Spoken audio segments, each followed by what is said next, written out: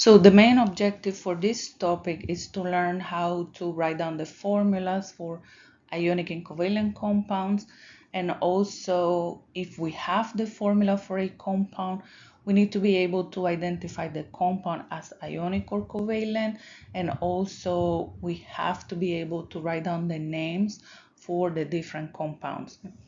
So the first thing that we need to learn is how to identify a compound as ionic or covalent. Covalent compounds are also known as molecular compounds. So we have these two groups for the compounds, and it's going to be, your compound is going to be classified depending on which elements you have listed on a specific compound. For example, on the left side, here I have my ionic compounds. Ionic compounds are composed of ions. When you have ions, you're going to have positive and negative charges, which means that your positive and negative charges, they will feel attractions for each other, and that's an electrostatic attraction. Okay? So that attraction between opposite charges is giving you what is known as an ionic bond. The ionic bond happens when there's transfer of electrons. You have elements that are giving electrons away. You have elements that are gaining those electrons. Elements that are giving electrons away are forming positive ions. Elements that are gaining the electrons are forming negative ions. Then you have these opposite charges forming, and they will attract each other, giving you the ionic bond, which is going to make a compound ionic.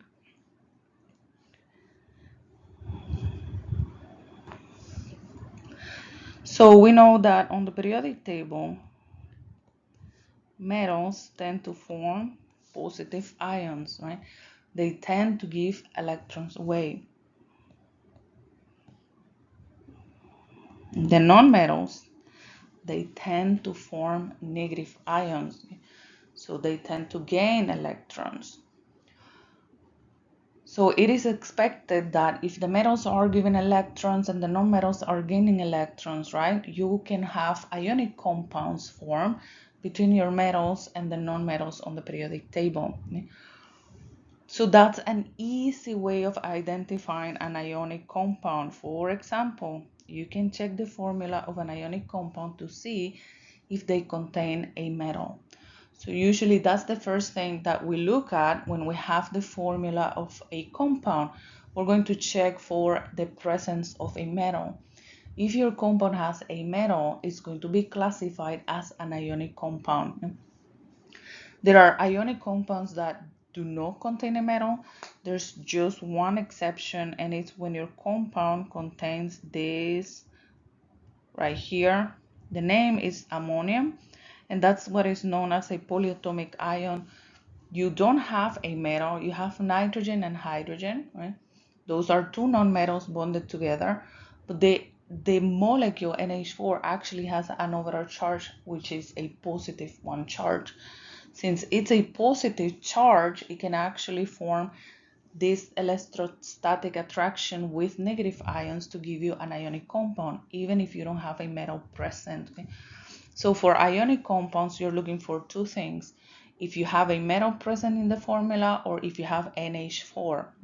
NH4 is kind of replacing a metal in an ionic compound because you have that positive charge that can be combined with the non-metals on the periodic table, which are usually negative charges when they form ions, or we can also have other polyatomic ions with negative charges that can be bonded to this NH4, or they can be bonded also with the metals from the periodic table.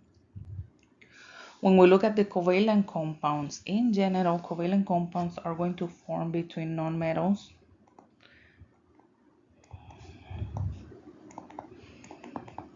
or metalloids plus nonmetals. When you have a covalent compound, there's no transfer of electrons. You don't have positive or negative charges.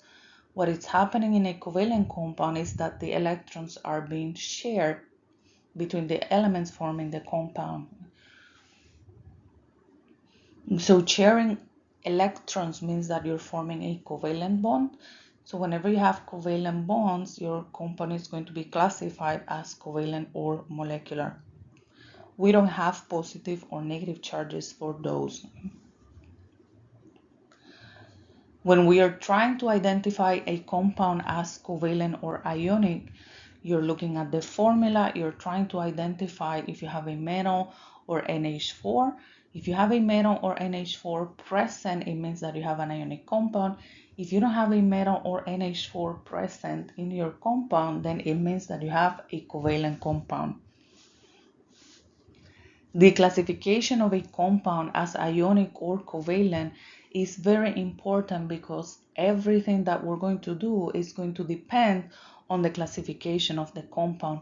We have rules for writing formulas and naming for ionic and different ones for covalent. So we need to know what type of compound we have in order to be able to write down the correct formula or write down the correct name for the compound. A little bit more information about ionic compounds. So we already know that ionic compounds will contain a metal or the polyatomic ion ammonium. So the metals and the polyatomic ion ammonium can be combined with the nonmetals on the periodic table or other polyatomic ions with negative charges. Now, what is very important about ionic compounds, the ions are going to combine in ratios that are going to be neutral. What that means is that the total number of positive charges that you have is going to be equal to the total number of negative charges. All of your positive and negative charges, they're going to be canceled out. When you have an ionic compounds are neutral. You don't have an overall charge. The ions are charged. Okay, you have positive or negative charges depending on which ion is the one that you're looking at. But when the ions are combining to give you the compound, they combine in ratios that are going to cancel out all of the charges. So your ionic compounds are neutral. For example, I have here the compound sodium chloride, that's the name. Okay? So you have the ion of sodium from group 1, right? Sodium is in group 1, so we can predict that since it's in group 1, the ion of sodium is going to form a positive 1 charge, right? Sodium, the neutral element as it is on the periodic table, you have an atomic number equal to 11, that's 11 protons, 11 electrons. The ion of sodium is losing 1 electron to go from 11 electrons down to 10 electrons. So you have a charge that is equal to plus 1. The ion of chloride, chloride is in group 7 on the periodic table. Group 7 on the periodic table, we assign a charge to those elements that is equal to minus 1. They're going to be gaining electrons, right? So for example, chlorine, as it is on the periodic table, is your neutral element. Atomic number 17, you have 17 protons, 17 electrons. All of your charges are canceling out. The ion of chlorine, right, which the name is chloride, we're going to learn about this in a moment, is gaining 1 electron to go from 17 to 18 electrons. So you have this ion with a charge of minus 1. When we combine sodium and chloride to form the ionic compound sodium chloride, you have 1 sodium with a positive 1, 1 chloride with a negative 1, and that's the actual formula for your ionic compound sodium chloride. Your charges are canceled.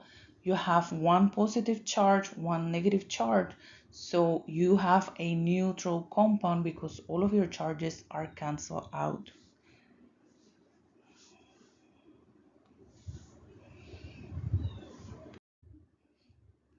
So we have here like a list of elements from the periodic table and their ions. Okay? So these are monoatomic ions. I already mentioned polyatomic ions. I didn't go over the actual definition of a polyatomic ion. We're going to see them in a moment. Okay? But monoatomic ions are your ions that are formed from elements on the periodic table. So you have one type of atom, right? When you're looking at the ion of sodium with a charge of +1, that's a monatomic ion because all of it is the atoms of sodium losing one electron. So I have here like a couple of examples of your ions from the periodic table. And I'm going to identify my metals in red. Okay, so I have here metals, and you can check all of these ones here are in group 1 on the periodic table, and that's why you have a charge of +1 for them. And then we have a couple of examples here for elements in group 2 on the periodic table, and we have a charge of +2 for them. We have aluminum here for group 3, and we have a charge of +3. We have a couple of examples for transition metals down here. Okay. Now, transition metals, for the most part, we cannot predict the charge of transition metals looking at the periodic table. They can form ions with multiple charges, not like what we have for elements in the main groups, right? Group 1 +1, group 2 +2, group 3 +3. But for transition metals, the majority of them can have multiple ions. We can predict the charge of the ions based on what is combined with them in a compound, but not by looking at the periodic table. There's always exceptions like the 3 that I have listed here. Zinc will always form ions with a charge of +2. Scandium will form ions with a charge of +3. And then you have silver forming ions with a charge of +1. Now on the right side, I have a table containing the nonmetals. Now for the nonmetals, besides having listed the name of the nonmetal, the charge of the ion, we also have listed the name of the ion. Okay? So right here, the last column is the name of the ion. You can see that the name of your nonmetal is different from the name of the ion, in the sense that we use the root for the name, IDE for all of them. When I was talking about the compound between Na and Cl, right, I named that compound sodium chloride. I didn't say sodium chlorine. It's sodium chloride because when you have your compound NaCl, you don't have the element chlorine, you have the ion of that element, and the ion of that element is chloride, not chlorine. So for all of the nonmetals, we're using that name, that ending as part of the name, the IDE. We don't have oxygen. When oxygen is an ionic compound, it's oxide. For example, we don't have fluorine anymore. When you have the ion of fluorine in an ionic compound, the name for that ion is fluoride. So we can see here also charges, all negatives, because we're looking at the nonmetals in general forming negative ions. So I have here, these ones are in group 7, forming ions with a charge of -1. And we have here a couple of examples in group 6, forming ions with a charge of -2. And I have here a couple of examples for elements in group 5, forming ions with a charge of -3. For the metals, I don't have an actual name for the ions listed. I have the name of the metal and the charges that they're forming when you have the ion. The name of a metal when you have the ion is exactly the same name as what you have on the periodic table. For example, your element lithium, you have your atomic number 3, 3 protons, 3 electrons when it's neutral. When you have lithium with a charge of +1, you have the ion is losing 1 electron. Now the name is just the ion of lithium, and when we use that name in a compound, we just name it as lithium. We do change the ending of the name for the negative ions using IDE only when you have ions that are coming from the non-metals.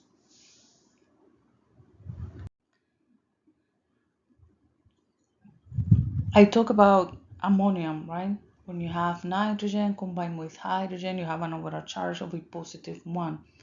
You have two different atoms in that formula, the nitrogen and the hydrogen, and you have an overall charge that's actually representing a polyatomic ion because it contains more than one atom, right? Not just one, more than one atom, but different types of atoms. So we have here a list of several polyatomic ions, majority of them with a negative charge. We have ammonium with a positive charge. So if ionic compounds are formed between ions, right? Anything that contains a charge, it can combine with something with an opposite charge. So for example, you can have metals that are forming positive ions combined with any of the polyatomic ions that are listed here with negative charges. So I'm going to make a note here on the side about the different possible combinations that will give you ionic compounds. Okay? Just to review the beginning of the lecture when I went over ionic compounds versus covalent compounds. You can have your metals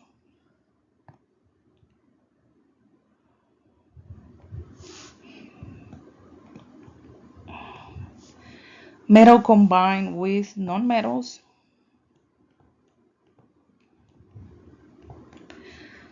a metal combined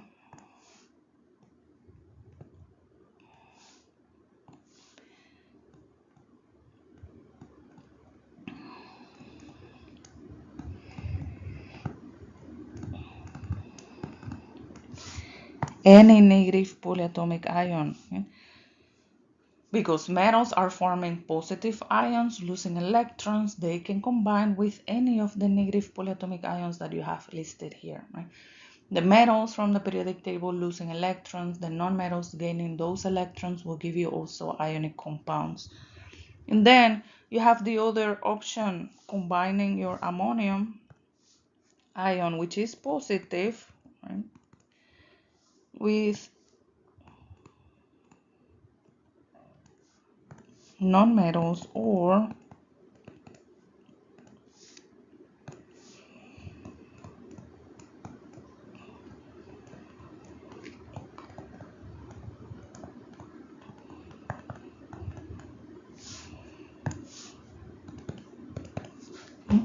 so instead of having a metal, you can also have an ionic compound when you're combining ammonium with any non-metal from the periodic table or ammonium with any polyatomic ion that has a negative charge.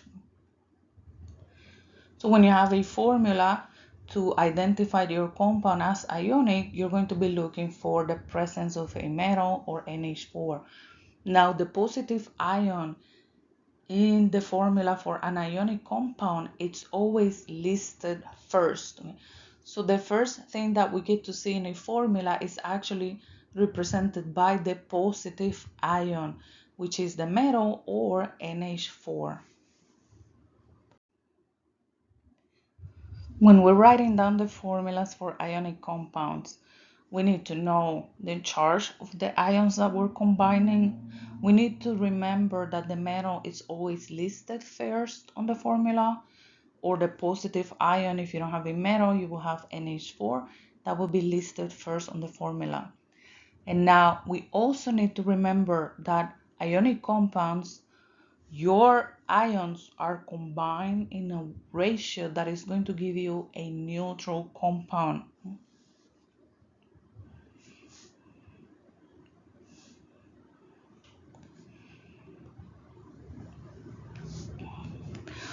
All of your positive charges, they need to be canceled out by the negative charges. The total number of positive charges is equal to the total number of negative charges.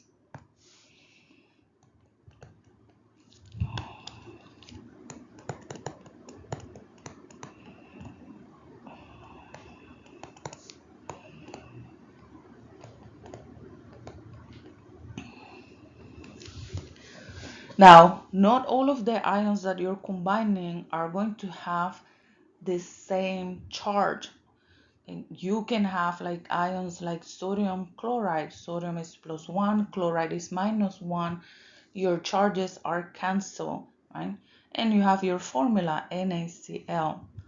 But you can also combine ions with a charge of +3, for example, with an ion that has a charge of -2. Your overall charge right there is not canceling out, but we need to change the number of the amount of ions that we're combining for each one in order to make the total number of the charges the same. Okay? So I will give you an example. For example, if I'm combining an ion here with a charge of +3 and an ion here with a charge of -2, right? I cannot combine 1 and 1 because my charges, they cannot be canceled out. Okay? I need to remember that my compound needs to be neutral, which means that when I'm adding all of my positive charges, right, and my negative charges, the total number needs to be equal to 0. So if you have an ion with a charge of +3 and an ion for a charge of -2, you're not going to change the charge, right? You're not going to make this one -3. That's not how it works. You need to combine your number of ions in a way that your overall charge is 0. You have to increase the number of ions that you're combining of each one of them.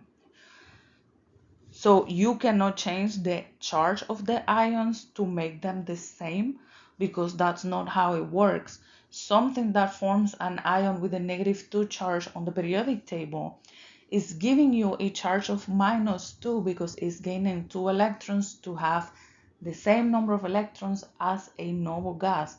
It's not going to randomly form an ion with a charge of -3. Okay?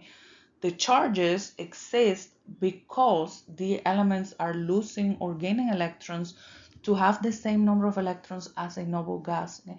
So something that is forming an ion with a charge of -2 cannot randomly form an ion with a charge of -3 when you're combining your ions to give you the formula of an ionic compound. Okay?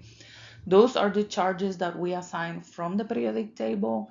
We can have ions forming the, a different charge. Okay, that's possible, but that's not determined by what you're trying to do. Okay, that's determined by what you have combined with those ions. Okay? So if I'm trying to combine my ion with a +3 and a -2 charge here, okay, my overall charge is going to be 6. I need to combine my positive ions, an overall charge of +6 with an overall charge of -6. That's my only possible combination. If I want to have a total of +6 charges, I have one ion here with a charge of +3. I have an ion here with a charge of -2. For me to have 6 positive charges, it means that I will need 2 ions with a charge of +3. If I want to have 6 negative charges, I'm going to need 3 ions, each one with a charge of -2.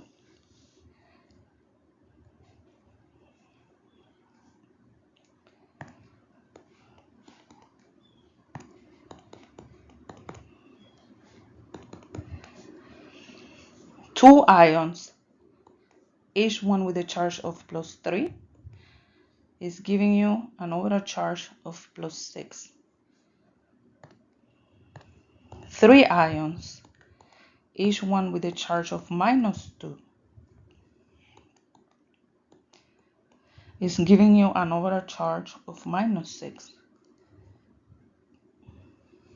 6 positive, 6 negatives. The overall charge of your compound is 0. When you're combining ions, to form your ionic compounds or the formula for ionic compounds. There are two things that you need to remember. First, that the metal or the positive ion goes first in your formula. And second, that you're combining the ions in a way that all of your charges are going to be canceled out. When you have the same charge, right, for the positive, or the magnitude of your charge for the positive and the negative ions is the same, you don't have to worry about how many ions you're combining, because the charges are going to be canceled out. For example, when I'm combining sodium with bromide, right? The ion of bromine with the charge of -1, the name is bromide, not bromine anymore because you have the ion. You're combining two ions with the same magnitude for the charge, 1. +1, -1, the charges are canceling out. So the formula for your compound is just NaBr. Positive ion first, negative ion second. So I have sodium bromide, that's the actual name of your compound. We're going to go over the rules for assigning a name for ionic compounds and covalent compounds in a moment. Okay? So I have my positive ion, my negative ion. The ratio between them is 1 of each one, because your charges, they cancel out. +1 plus -1, it's equal to 0. No overall charge. That's the formula for your ionic compound. Now, for my second example, I'm combining the ion of sodium with sulfide. Now, for sulfide, I have two negative charges. My ion has a charge of -2. I need to cancel out two negative charges. The ion of sodium has a charge equal to +1. So in order for you to cancel out the two negative charges from the sulfide ion, you cannot combine just one ion of sodium with sulfide, because that's not enough to cancel out the two negative charges. For you to cancel out two negative charges, you need two positive charges, which means that you need two ions of sodium for every sulfide ion. When you have two ions of sodium, you have two positive charges. That's Na+1, Na+1, and you have your sulfide with a charge of -2. The total number of positive charges is +2, because each ion of sodium has a charge of +1 and you have two of them. The charge of sulfide is -2. So your total number of positive charges is the same as the total number of negative charges. You have a neutral compound, which is the goal when you're combining your ions to form the ionic compound. So when you have the formula for sodium sulfide, I'm going to erase this because that's not the formula. Okay, the formula is what I wrote. I wrote the charge, the ions with their charges, so you get to see the total number. The formula for your ionic compound between the ion of sodium and the ion of sulfide is Na2S. Two ions of sodium with one ion of sulfide. You need two ions of sodium because each one has a charge of +1. When you have two, that's a total of two positive charges. And then your sulfide ion with a charge of -2, all of your charges are canceled out, and that's the correct formula for your compound. When I'm combining sodium with nitrogen, the ion of nitrogen, which is nitride, okay? Sodium has a +1 charge, and nitride ion has a -3. I need to cancel out three negative charges that you have in that ion of nitride. And sodium, the ion of sodium has a charge of +1. So if I want to cancel out three negative charges, and each ion of sodium has a charge of +1, it means that I need 3 ions of sodium. When you're combining 3 ions of sodium, you have 3 ions with a +1 charge each one. You don't have sodium +3. You have sodium +1, sodium +1, sodium +1. Is 3 ions of sodium with a charge of +1 each one for a total of 3 positive charges. And that's combined with 1 ion of nitride with an overall charge of -3. So all of your positive charges are canceled with a negative charge, and you have a neutral compound when you combine 3 ions of sodium with 1 ion of nitride. I'm going to do the last one, and then you can try to do the other two. Aluminum with sulfide. The charge of aluminum is 3. The charge of sulfide is -2. Whenever you're combining charges 3 and 2, it can be +3 with -2, or it can be +2 with -3. Okay? Your overall charges are going to be 6. You need to combine your ions in ratios that are going to give you 6 positive charges in total, 6 negative charges in total. Okay? So if I want to combine the aluminum and the sulfide ion, for you to get 6 positive charges, you need 2 ions of aluminum. Look, each aluminum ion has a charge of +3. I'm going to write it down here. I have 2 of them. That's 1. That's 2. 2 here means 2 ions of aluminum. My sulfide ion has a charge of -2. If I need an overall charge of -6, right, I will need 3 sulfides. If I have 3 ions of sulfide, each one with a charge of -2, this is +6, this is -6. When you add them, that's a neutral compound. Okay?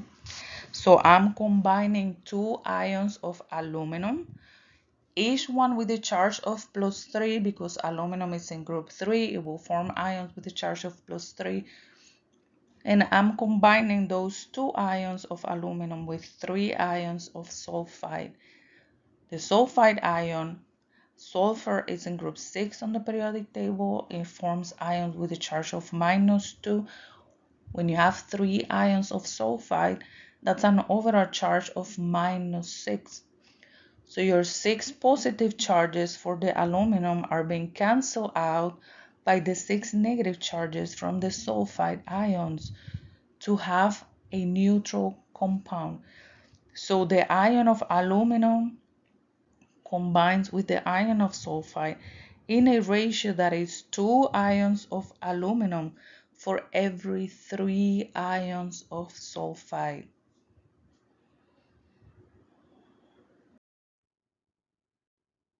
When we have ionic compounds containing polyatomic ions, we're still looking at an overall charge that is equal to 0.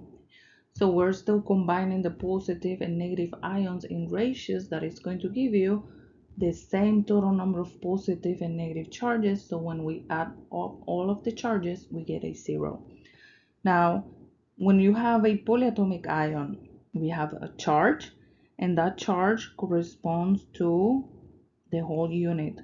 For example, when we're looking at hydroxide, it's a polyatomic ion containing oxygen and hydrogen with an overall charge of -1. Okay? That -1, it's for the hydroxide, not for the hydrogen or the oxygen. It's an overall charge for the polyatomic ion. Same thing when we're looking at carbonate, for example, the second one. Right? You have 1 carbon, 3 oxygens combined, and that whole unit, CO3, has an overall charge that is -2. And then we have phosphate, another polyatomic ion. You have phosphorus combined with 4 oxygen, and that whole unit has an overall charge that is -3. So So when I have my possible combination between the ion of sodium and hydroxide, sodium has a charge of +1, hydroxide has an overall charge of -1. Positive ion first in the formula, and then the negative ion, which in this case is not a monatomic ion, it's a polyatomic ion, hydroxide. Sodium +1, hydroxide -1. You don't need to add any substrates to balance the charges, like what we did before, for example, when we were combining aluminum with sulfide, right? In this case, since you have +1, -1, we don't have to add any substrates. Your overall number of positive and negative charges is the same and they cancel out. Now I'm going to do the second possible combination from the table. I have sodium with carbonate. Sodium is +1, carbonate is -2. So I have two negative charges that I need to cancel out. Since I'm combining the carbonate ion with sodium, right? Now we cannot combine one sodium with one carbonate because you have one positive charge, two negative charges, and they don't cancel out, right? To cancel out two negative charges for the carbonate ion, you need two positive charges. So I'm going to combine two ions of sodium, so I'm going to add my subscript 2.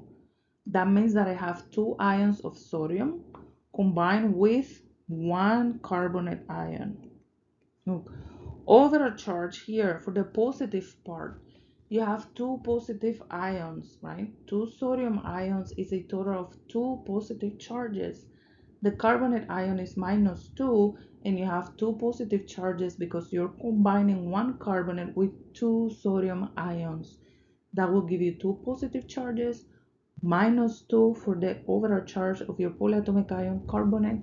All of the charges are canceling out, and that should be the correct formula between sodium and carbonate. I'm going to do the very last one using aluminum and carbonate, and then you can try the remaining ones. For aluminum, you have a charge of +3, and carbonate is -2. Whenever you're combining charges 3 and 2, +3 with -2 or +2 with -3, you're balancing the overall charge to 6. You need to combine your ions in ratios that are going to give you a total of 6 positive charges, a total of 6 negative charges. So if I have aluminum +3 and I want 6 positive charges, it means that I'm going to need two aluminum ions. Two aluminum ions, each one has a charge of +3. So you have aluminum +3, aluminum +3, that's a total of 6 positive charges. I'm going to write it down.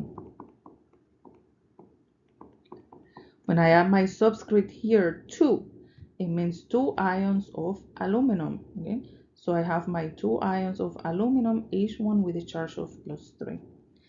If I want to combine that with carbonate, for me to get an overall charge of -6, I'm going to need 3 carbonate ions. Now, when you have a polyatomic ion and you are combining that polyatomic ion to form an ionic compound, if you need more than one polyatomic ion, we're always going to write down the polyatomic ion in parentheses. I need 3 carbonate ions to get a total charge of -6. So I have to write down that polyatomic ion in parentheses. I didn't do that with the hydroxide or with the carbonate here. And the reason is that when you're combining your hydroxide with sodium, you just need one hydroxide. So I don't need the parentheses. When I'm combining my carbonate with sodium, I still need just one carbonate. I'm increasing the number of sodiums, but not the carbonate. So I don't need a parenthesis. When I'm combining my carbonate ion with aluminum, now I'm going to need 3 carbonate ions to cancel out all of the positive charges. So if I need more than one polyatomic ion, I will always write down the polyatomic ion in parentheses. That means that I have 3 carbonate ions, and that's 3 carbonate ions. I'm writing down them here. So if you're combining 2 aluminum with 3 carbonates, 2 aluminum is giving you an overall charge of +6. 3 carbonate ions is giving you an overall charge of -6. So all of your positive and negative charges are canceling out, and that's the formula for the compound between aluminum and carbonate. You have 2 ions of aluminum combined with 3 ions of carbonate to get the neutral compound aluminum carbonate. We have one rule for naming compounds. The name of the first one that shows in your formula as it is on the periodic table, followed by the name of the second one using IDE. This rule we use when you have monoatomic ions. Okay? So I have here a couple of examples. So let's go over them. Okay? So first thing, I know these are ionic compounds because it's telling you naming ionic compounds. But you should always check what type of compound is the one that you have, right? Because chances are that you're going to get a list of compounds mixed together like ionics with covalent compounds. Just to make sure that you have an ionic compound, you always check that you have a metal or ammonium. Okay? So I have metals in all 3 of them. I have calcium, which is a metal, aluminum, which is a metal, magnesium, which is a metal. Okay? So when I'm naming my compounds, the name of the metal as it is on the periodic table, and then the negative ion, we don't name them as they are on the periodic table. The negative ions, we use the ending IDE. We don't have chlorine, we have chloride. We don't have fluorine, we have fluoride. Oxygen is oxide, sulfur is sulfide. So we have to use the root of the name, the IDE, okay? So when I have my compound here, the name is going to be calcium as it is on the periodic table, and then oxide. The name of the metal as it is on the periodic table, the name of the metal as it is on the periodic table,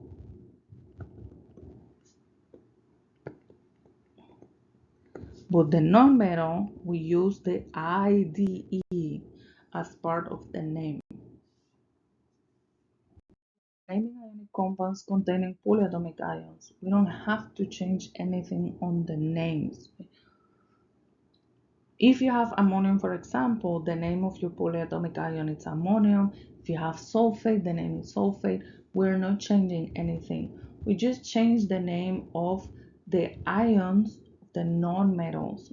For your monoatomic ions of the non-metals on the periodic table. So polyatomic ions, you have the names listed on the table, and those are the names that we're using. For example, the rule is telling you name the first one as it is on the periodic table. So the metal here is calcium. So the name is just as it is on the periodic table. If you check the table for your polyatomic ions, the name is phosphate. Okay? So we have calcium phosphate.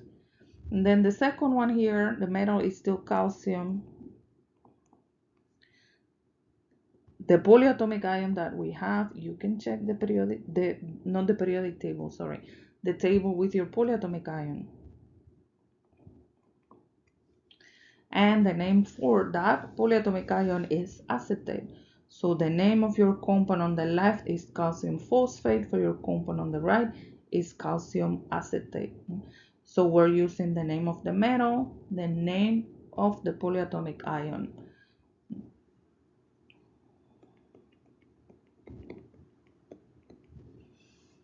If you have a compound like this one here, the name of your polyatomic ion, the name of the non-metal is chloride. Okay? So the non-metals, we change the names to use the IDE at the end of the names. The polyatomic ion names, they remain as they are on that table listing all of the polyatomic ions. Here. When I went over writing the formulas for your ionic compounds containing polyatomic ions, right? If you have one polyatomic ion in your formula, you don't have to write down the parentheses. If you need more than one polyatomic ion to cancel out all of the charges, then you have to use parentheses. When you look at here, this formula, the name is calcium hydroxide. You have two hydroxides for every calcium because the ion of calcium is +2. The ion of hydroxide is -1. So you need two negative charges to cancel out the +2. That's why you need two hydroxide ions. So we need the hydroxide in parentheses. If you don't write down the parentheses, then you will have CaO and two H's. That's not the same as two hydroxide ions. That subscript here, right here, if I don't have the parentheses, my subscript is just for the H. Okay? So I need the parentheses in order to represent that polyatomic ion as two of them, right? Not just two H's, which is what I have on the formula without the parentheses. Okay? So always remember when you're writing down the formulas of your ionic compounds containing polyatomic ions, if you need more than one polyatomic ion in the formula, you have to always write down the parentheses. Now, another thing about the naming part, we have the nonmetals with the IDE as part of the name. We have polyatomic ions. You can check the list of your polyatomic ions. Okay? There's a couple of them where the name ends in IDE. For example, hydroxide ends in IDE. Cyanide ends in IDE. But the majority of the polyatomic ions, the name ends in ATE or ITE. I have a couple of examples here. Nitrate, nitrite, nitride, sulfate, sulfide, sulfide. You have IDE for the ions of the nonmetals on the periodic table. When I'm looking at nitride, sulfide, nitride is the ion of nitrogen. The ion of nitrogen, nitrogen is in group 5 on the periodic table. Elements in group 5 are forming ions with a charge of -3. Nitride is the ion of nitrogen with a charge of -3. That's nitride. Sulfide is the ion of sulfur in group 6. It's forming ions with a charge of -2. Nitrate, ATE, ITE, sulfate, ATE, sulfide, ITE. Those are polyatomic ions.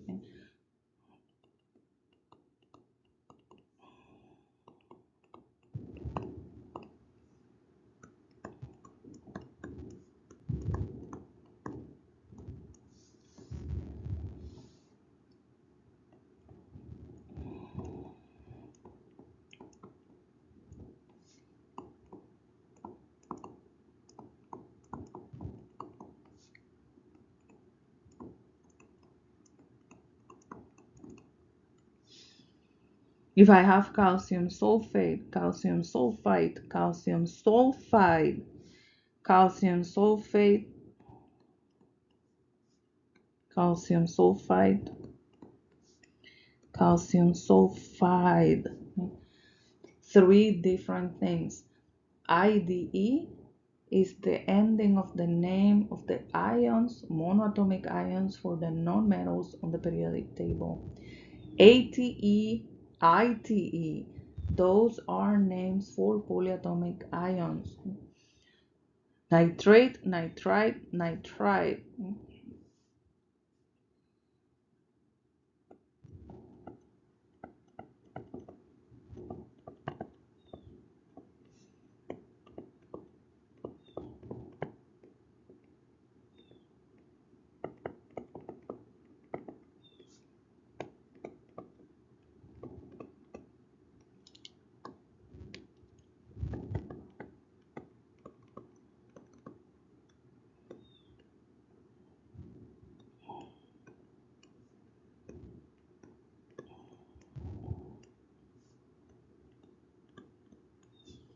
3 different ones. Potassium nitrate, ATE, polyatomic ion. Potassium nitrite, ITE, polyatomic ion. Potassium nitride, IDE, the ion of your nonmetal from the periodic table.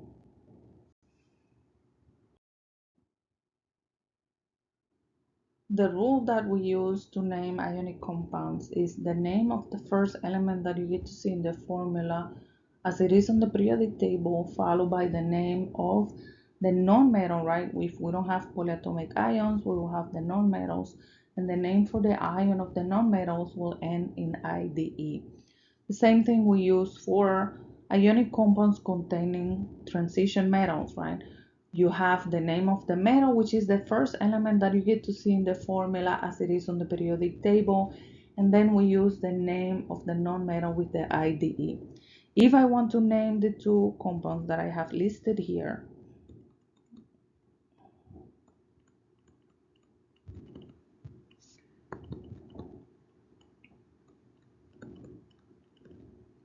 for both of them, I will have iron chloride.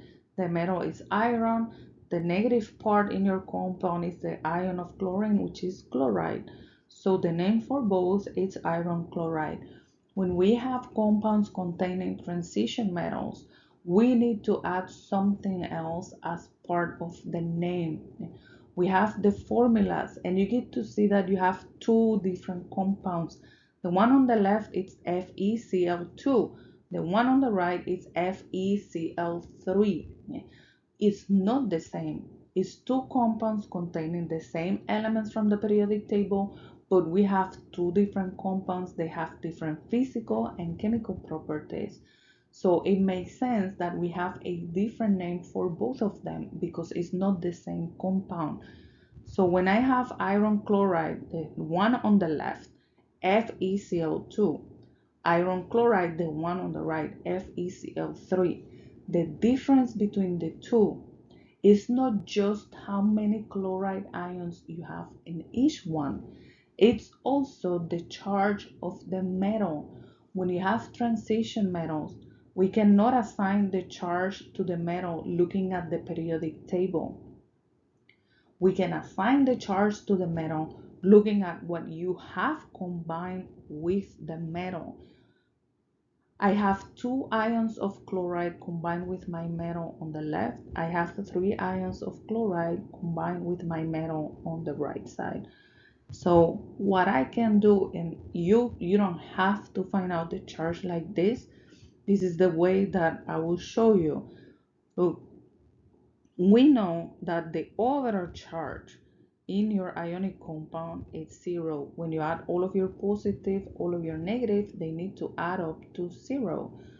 So the same thing is true for the one on the right. The charge of the negative ion we can get from the periodic table. Transition metals, you don't have a charge assigned using the periodic table. But for the nonmetals, you have charges assigned using the periodic table. So for my negative part, look, I have 2 ions of chloride. That 2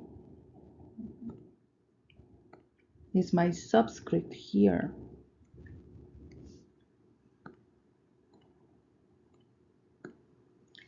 Each ion of chloride has a charge of -1. That we know from the periodic table. Now, that's my negative part in that compound. I'm adding all of my charges, right? All of the positive with all of the negative. The addition of my charges needs to be equal to 0. I don't know how much is iron, so I'm just going to write down the symbol because I don't know the charge. I'm doing this to find out what's the charge of the metal in my compound, iron chloride, when I have two chloride ions. So you can solve here for Fe, and that's going to give you the charge. So you have two chloride ions, each one with a charge of -1, which is going to give you an overall charge of -2. So if you want to isolate iron here, because you want to determine what's the charge of iron, you're moving this to the other side. And the charge of iron in that compound is +2. It has to be +2. Look, you have two chloride ions, each one with a charge of -1. You have an overall charge that is -2. To cancel out two negative charges, you need two positive charges, which is what we just found right here. When you're writing down the name of an ionic compound containing transition metals, you have to include that charge as part of the name using a Roman number. The compound on the left is iron 2 chloride. The compound on the right is not iron 2 chloride. You can find out the charge of iron for this one. I have three chloride ions, each one with a charge of -1. And the charge is going to be +3. If you have three chloride ions, that's three negative charges. Overall negative charge is -3. To cancel out three negative charges, you need three positive charges. So iron has to be +3. So the name of this compound is iron 3 chloride. Whenever you have a transition metal, you need to add the Roman number as part of the name. That is indicating the actual charge of your transition metal. The reason is that you cannot assign that charge to the metal using the periodic table. If you have calcium hydroxide, you don't have to do that because calcium is in group 2 and the ion is +2. If you have aluminum sulfate, you don't have to write down any Roman number because aluminum is in group 3 and the charge is +3. If you have lithium sulfide, you don't have to write down the charge as part of the name because lithium is in group 1 and the charge is +1. You write down the Roman number as part of the name indicating the charge of a transition metal because we cannot assign that charge looking at the periodic table. So let's do these examples here containing transition metals. I will do some of them. Okay? So I'm going to name these compounds containing transition metals. Since I have transition metals in all of them, I need to include the charge as part of the name using the Roman number indicating that charge. Okay? So for the first one, I have iron combined with sulfate. Okay? Polyatomic ion sulfate, you can check the table with your polyatomic ions. The polyatomic ion sulfate has an overall charge that is -2.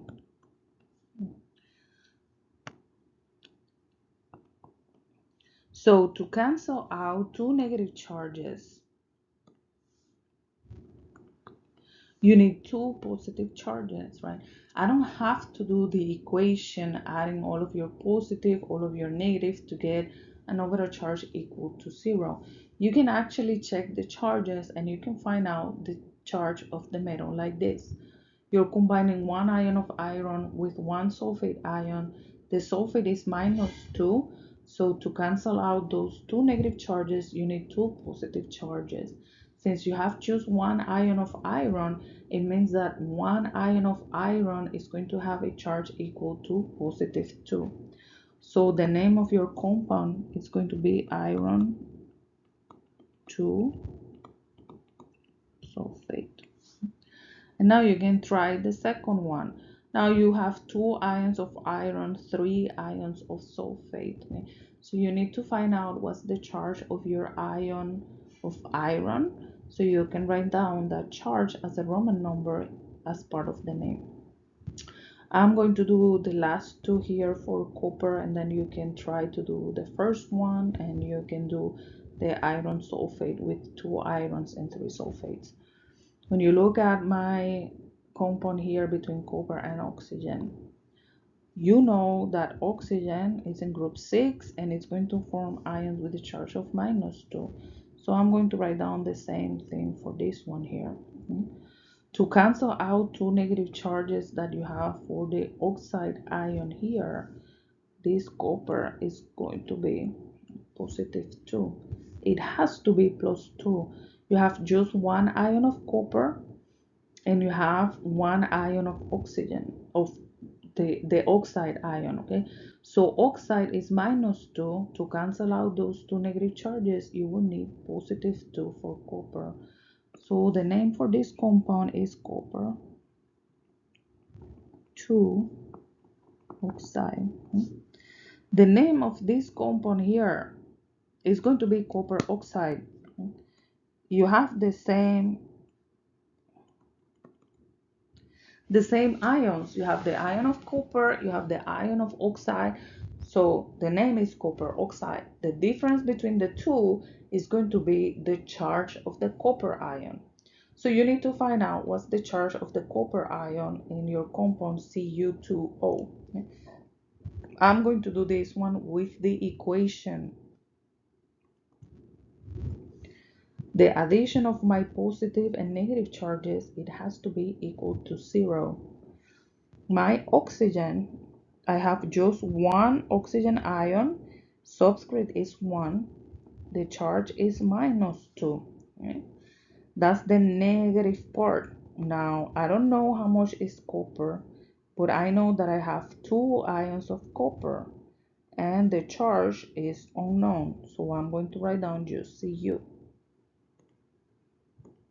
The 2 here is my subscript right here.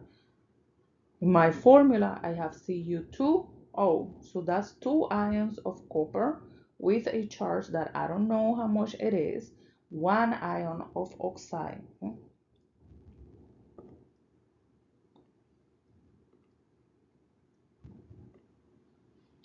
So you can solve the equation. That's going to give you 1 times -2, which is -2. You can move that to the right side, which is going to give you +2. And then you have to isolate the copper. So,